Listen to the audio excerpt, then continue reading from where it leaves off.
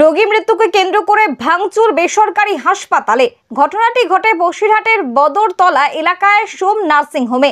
স্থানীয় সূত্রে জানা যায়, মমতাজ বিবি নামে বছর 35-এর কাটিয়াহাট এলাকায় বাড়ি। সন্তান প্রসব করার পর মারা যায়। এই ঘটনাকে কেন্দ্র করে বসিরহাটের সোম নার্সিং হোমে ভাঙচুর। পরিবারের লোকজনের অভিযোগ, সন্তান প্রসব করার পর মমতাজ বিবি কথা বলেছিলেন, কিন্তু হাসপাতাল কর্তৃপক্ষের চরম গাফিলতিতে মৃত্যু হয়েছে তার।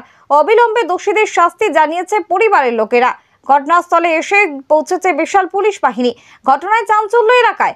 এদিন বসিরহাট 1 নম্বর ব্লকের মৎস্য কর্মাধ্যক্ষ সারিফুল ইসলাম মণ্ডল জানান। অন্যদিকে বাড়ির পরিবার জানান,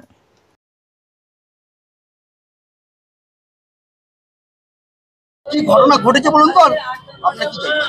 আমাদের পানিতারের বৌমা আজকে এই সোম নার্সিংহোম আমাদের ডেলিভারি হতে গিয়ে আমাদের মারা গেছে, বাচ্চাটা বেঁচে গেছে।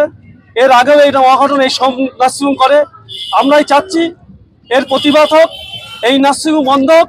কারণ এই দীর্ঘদিন এই নার্সিংহোম এইভাবেই চলে, তাহলে আজকে মানুষই নার্সিংহোম ডেলিভারি করে আজকে মারা যাবে। তার প্রতিবাদে আমরাই লড়তে চাই, এইটাই বলতে চাই। অভিযোগটা কি মূলত? আমাদের চিকিৎসা ভালোভাবে হয়নি, মাটা মারা গেছে, বাচ্চাটা বেঁচে গেছে। এটা সঠিক তদন্ত করে সঠিক বিচার হোক, এইটাই আমরাই চাই।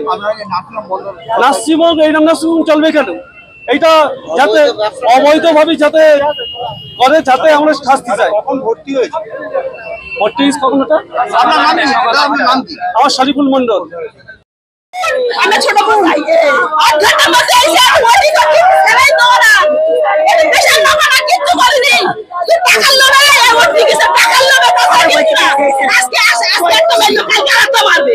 আমরা প্রতিশোধ চাই। আমরা যে ভিতরে যাই এই ডাক্তার চাই, আমরা কিছু চাই।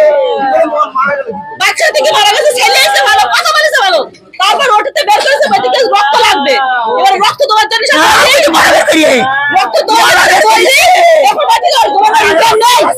নেই লাস্টে বলছে কি নেই, তাহলে তুই ওটাতে মারা গেছে, তাহলে তুই বলবি তো আমি তো দেখলাম